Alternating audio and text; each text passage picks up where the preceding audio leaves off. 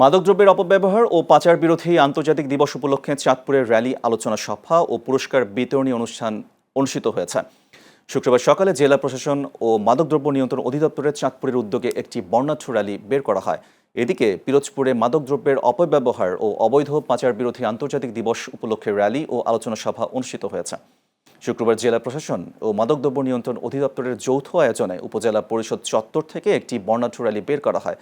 অন্যদিকে মাদকদ্রব্যের অপব্যবহার ও অবৈধ পাচার বিরোধী আন্তর্জাতিক দিবস উপলক্ষে গাজীপুরে আলোচনা সভা ও পুরস্কার বিতরণী অনুষ্ঠানের আয়োজন করেছে মাদকদ্রব্য নিয়ন্ত্রণ অধিদপ্তর গাজীপুর। শুক্রবার সকালে গাজীপুরের জয়দেবপুর নাট মন্দিরে এ উপলক্ষে আলোচনা সভা ও পুরস্কার বিতরণী অনুষ্ঠান অনুষ্ঠিত হয়। এছাড়া আন্তর্জাতিক মাদক বিরোধী দিবস উপলক্ষে নোয়াখালীতে অংশীজনদের নিয়ে মাদক প্রতিরোধ করণীয় শীর্ষক গোল টেবিল বৈঠক অনুষ্ঠিত হয়েছে।